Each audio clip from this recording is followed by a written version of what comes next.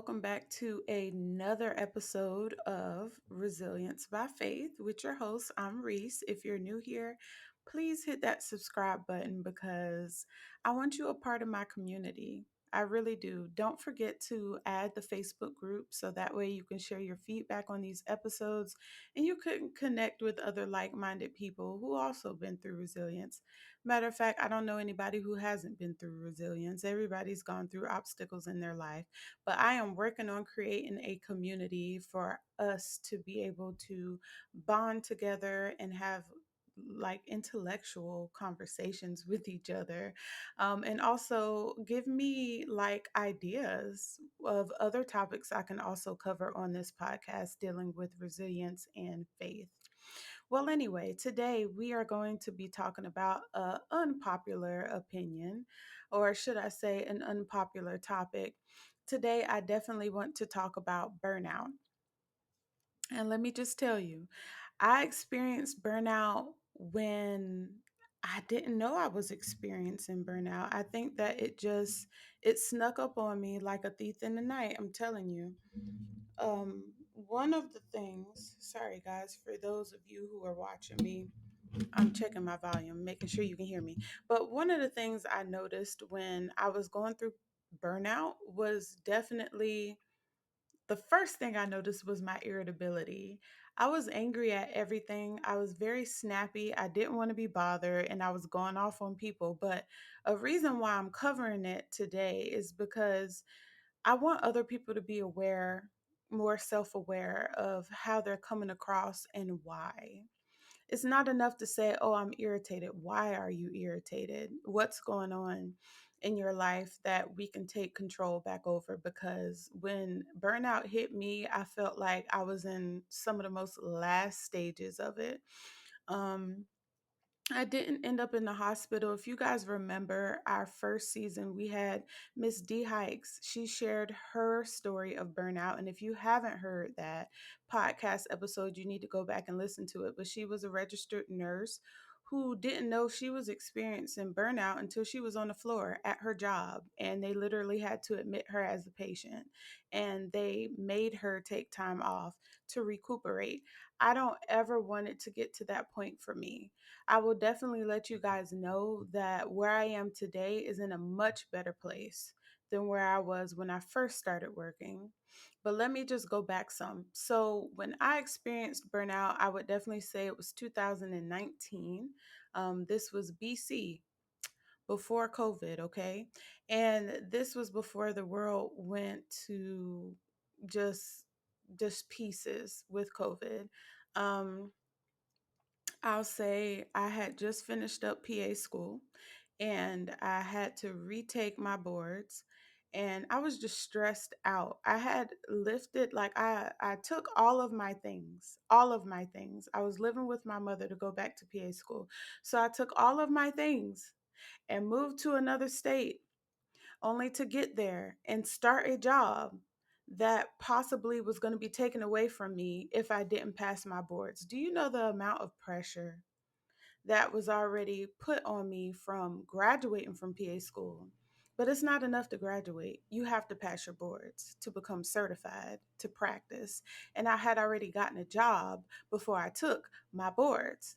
But at the time of me graduating and moving, I really didn't have much time to study. It was too much going on. And the logical thing would have been for me to reschedule my boards. But did I do that? No. I thought that I was Superwoman and I was just like, well, let's just do it and get it over with. Well, that cost me an extra $500 plus how much ever it was for me to do the practice exams and plus extra classes and all the things. By the time I took my boards again, I was a beast. I'll definitely say I was vomiting medicine, much like how I am now, still to this day. I know my stuff.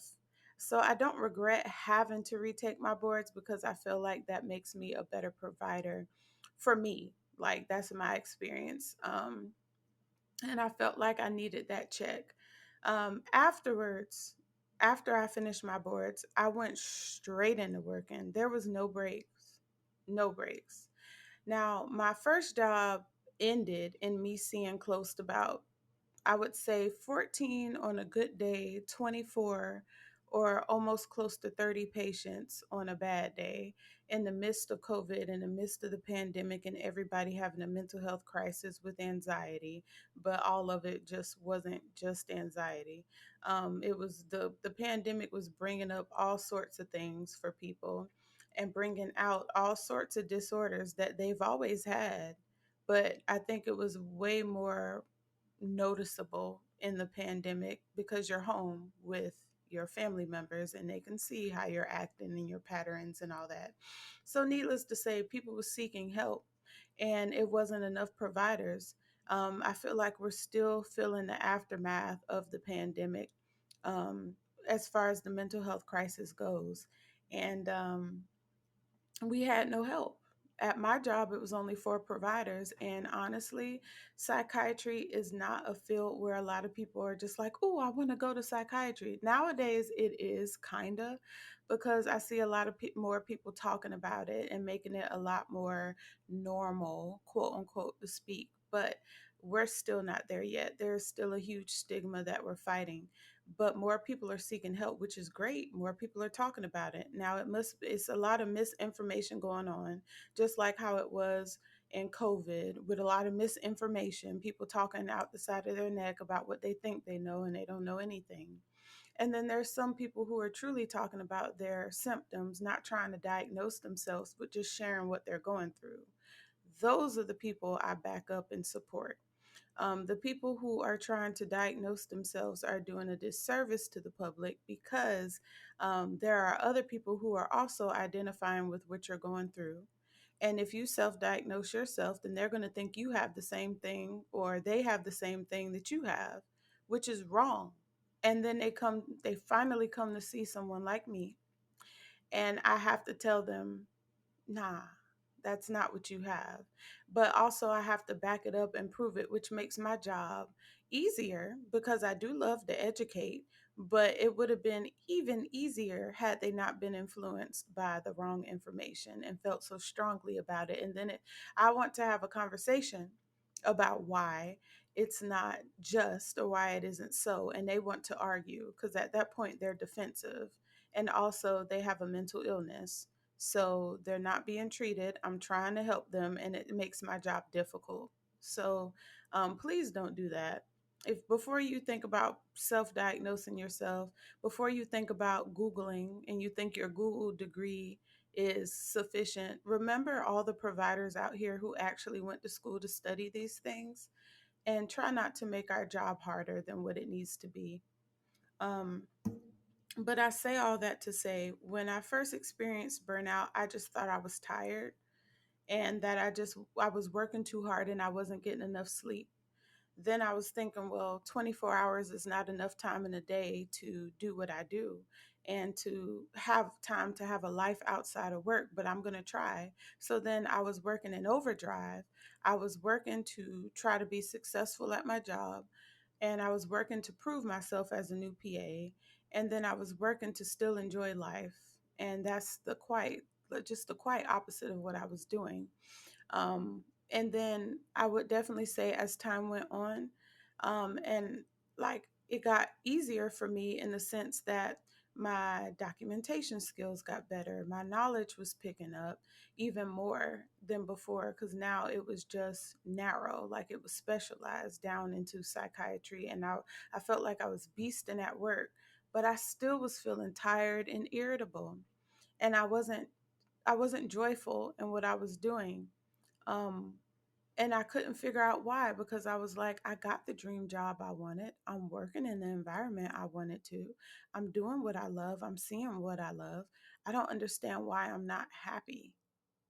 And that's when it hit me. I was like, I think I'm burnt out. The last time I had took a vacation was in 2016.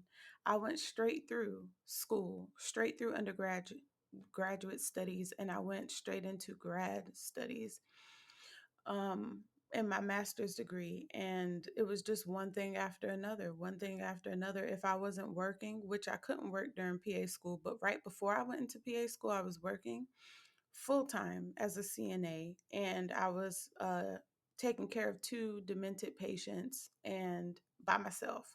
And I was working 12-hour shifts from 8 at night to 8 in the morning. I was also going to school and finishing that up. And then after I graduated, I continued my 12-hour shifts, which I was working a whole hour and 45 minutes away from where I lived. So I had to commute there. And then after that stopped, I had maybe like a week or two break before I went straight into PA school. And for anybody who's ever went to PA school, you know didactic is the hardest, and that's what I was facing. So I basically didn't have a break. So in 2019, when I took my little trip to Mexico for my birthday, which is in September, um, I only went for 4 days. And I noticed when I left, I felt a sense of relief.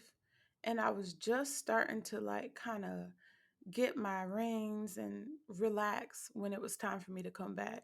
That's why most people say if you're going to take a trip, at least try to take 7 days, because right when you get out the groove of your normal in and out every day type of thing, it's going to be time for you to come back. So you at least want to give your body time to adjust to being on vacation. Your mind knows you're on vacation, but your body, and then I will also say the other half of your mind is just like, what I got to do when I get back. I need to check my emails. I'm used to doing this. I'm used to doing that. Before your body can really actually relax, it's time to go back.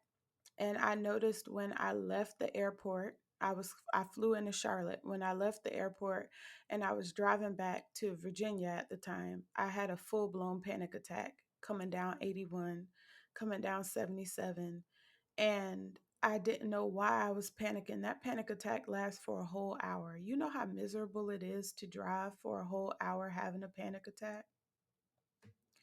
Yeah. Yeah, it was real miserable for me. And that's when I noticed I needed to do something. And that's when I came to the conclusion that I must really be burnt out. So I started going to therapy. And she told me what I already knew. I was burnt out and I was going through mild depression, and my anxiety was off the charts. And she recommended that I get on medication, which I did um, for 2, 3 years, and then I got off. But like during that time, my body was under so much stress and so much expectations, and even some expectations I put on myself because nobody told me I was under expectations, but that's the way I thought. It was my perspective as well that also played a role in my burnout, thinking that I had to be on top of everything. But if you know anybody in medicine, you know that we're all type A, and you know that we're, for the most part, overachievers, or at least we want things to be done and done right.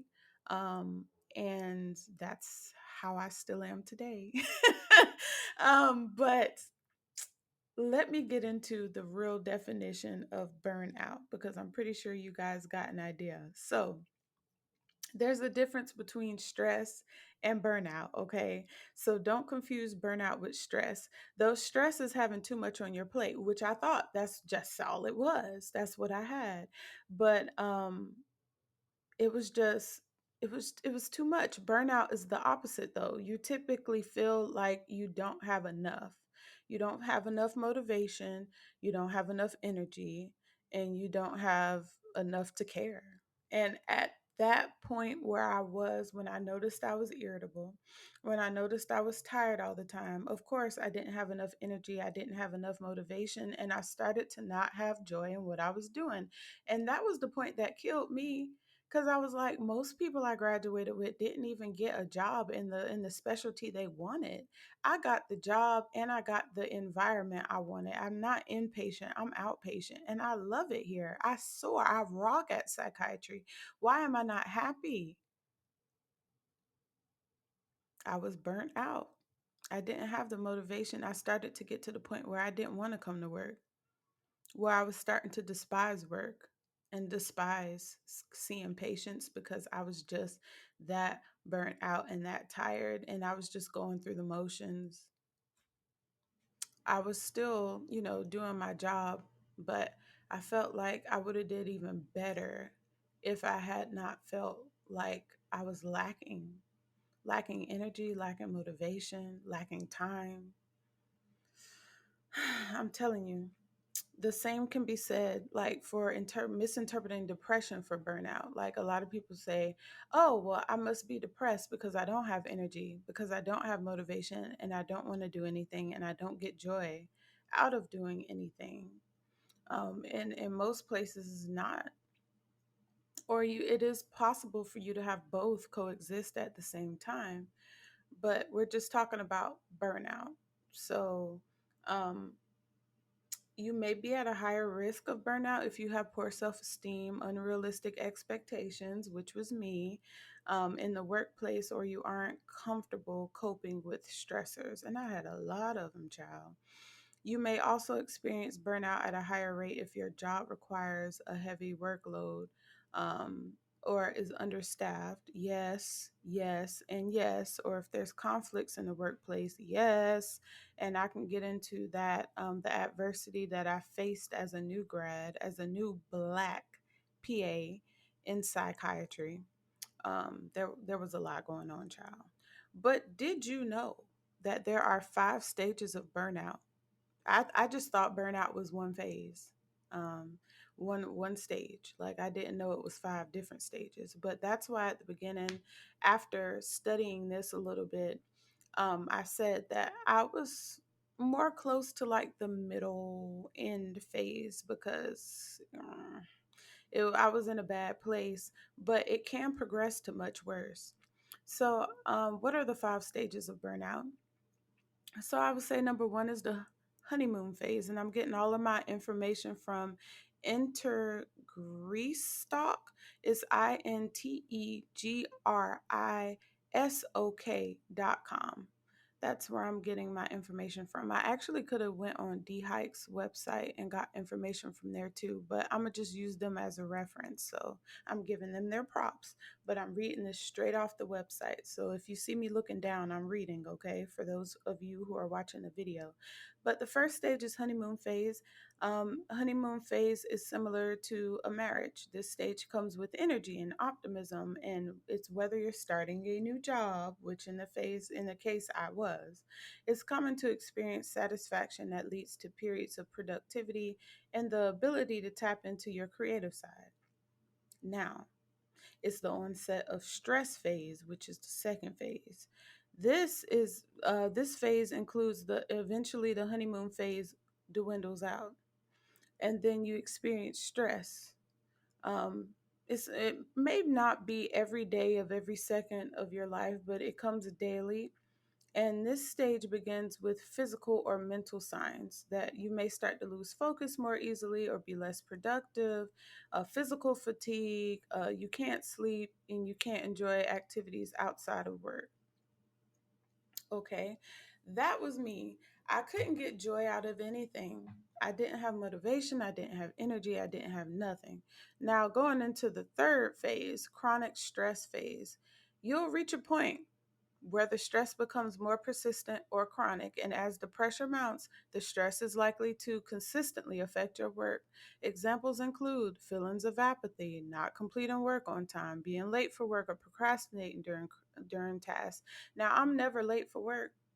If anything, I'm going to be 30 minutes to an hour on time. On time.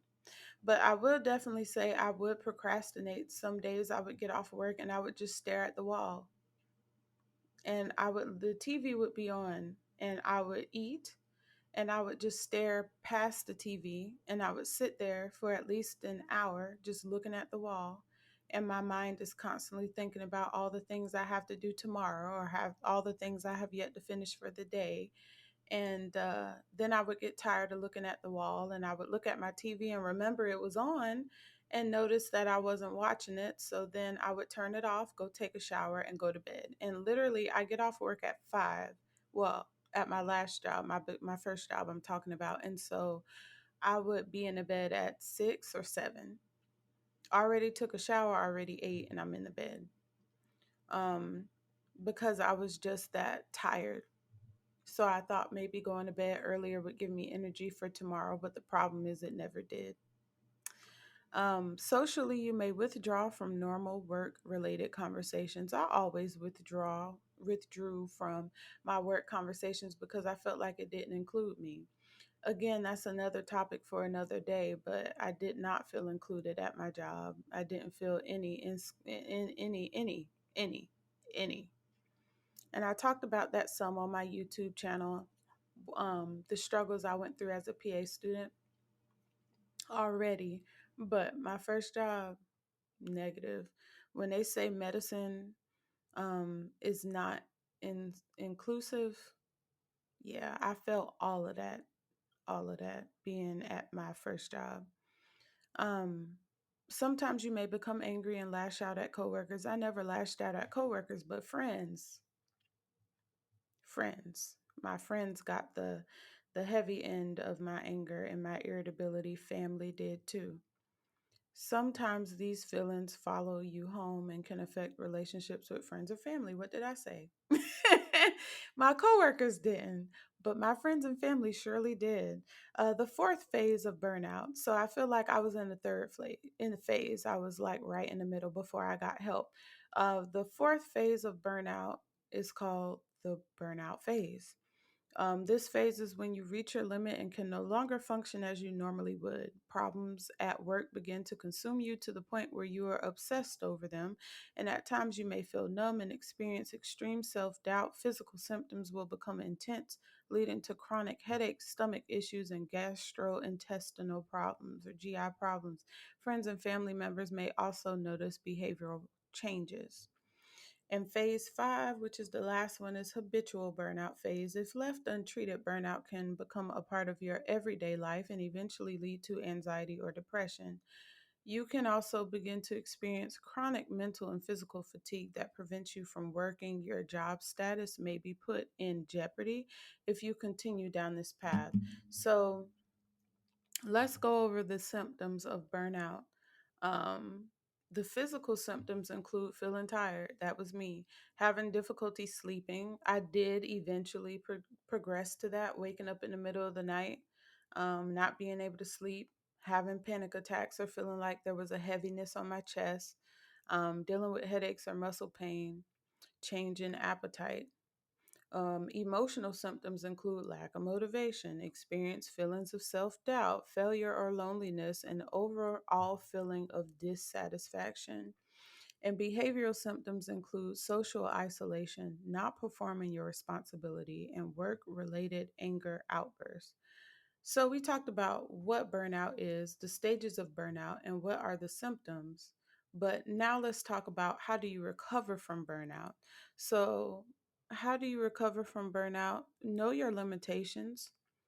People in new jobs often say yes to everything and feel like it's necessary to showcase their value, which exactly that's exactly what I did. But learn how to take breaks, going for walks during lunchtime.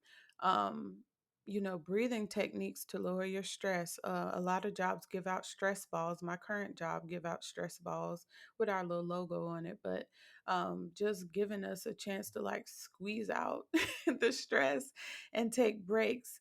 Um, Knowing your limitations can also lead you to set boundaries with people at work and also set a work schedule. So if your hours are from 8 to 5, then you work from 8 to 5. Anything outside of that, you on your time. If you're struggling from burnout and you're unsure where to turn, ask your primary care physician. They may refer you to a mental health provider that can help you develop coping strategies and find a happy medium with your work. So the wording on this website is wrong. Um, well, I won't say it's wrong. I'll just say they could have said, because when you say mental health provider, most people think of someone like me that prescribes the medication. They need to go to either a therapist or a psychologist, which is what I went through. I went to a psychologist and she helped me put coping skills in place. She gave me a book to read, which was TD Jakes' um, I think it was the 10 Commandments. It was about work and putting boundaries in at work, and how when you're like kind of new in a job, like the website said, you say yes to a lot of things, but how to like change your thought process and your perspective because you don't need to prove anything. You're not at work for acceptance, you're at work to work. So just kind of putting that into perspective for you so that you don't get burned out. People need to go to a psychologist. I love psychologists actually because they study the behavioral theories and patterns, and they can get down to the nit grit, and they can give you homework, and they can tell you about yourself. Therapists can too. But I'm like, I wanted somebody a little bit more intense because I went to a couple of therapists. Some didn't fit, some did, but it just wasn't as intense as I was. I was looking for somebody to give me homework. I was looking for somebody to throw it back in my face like this. You see, did you hear yourself say this? This is where you went wrong. Like, I needed a little bit more tough love, and my psychologist gave that to me. So I would definitely say if you are somebody you know is struggling from burnout, first of all, be self aware and take a self assessment to really think about what is going on. Look at your job, look at your home life. Then, two, set up boundaries, like set up, a schedule. If that does not work, I would just go ahead and go to psychologytoday.com. I keep telling you guys about this website, but it literally is everything. Filter out what you're looking for: a man, female, black, white, Indian, Mexican, whatever creed, whatever values that you need them to have or want, and what insurance they accept, and then go from there. There is no shame in talking to somebody about the stress that you're under before it gets to the point where, like Miss D Hike said, she was on the floor at work, passed out. Please do not let anyone or anything take your joy to that extent, please. Life is too short. We all go through burnout at some point if we're lucky. But I definitely say don't let it consume you to the point of stage 4 and 5. Please don't even let it get to stage 3 where I was. Like, learn how to recognize it and nip it in the bud before it even gets to that point. As always, thank you guys for listening to this episode. Please don't forget to join our Facebook group. It is called Resilience X Faith Pod, POD, on Facebook. And if you can't find it, don't worry. You can find us on Instagram at Resilience X Faith Pod, POD, on Instagram. And if you click the link in the bio, which will lead you to our link tree, there will be a link to our Facebook group where you can join. Please don't join it and then sit in there and say nothing. Please start the conversation, because you'll never know. There may be other people in there that want to talk about things too, but y'all all can't be nervous and scared. Okay, we're trying to create a community. And if we ever need me to start the conversation, I'll be glad to start it. That way we can all interact with each other and connect and create a network and community of people where, you never know who knows someone, or who they know, and what they might be able to help you with. So please don't forget to do that and follow us on Instagram, guys. And as always, I'm forever praying for you and your safety and your accomplishments of the week. And please stay positive and remember, again, I'm praying for you, and I will see you on the next episode. Bye, guys.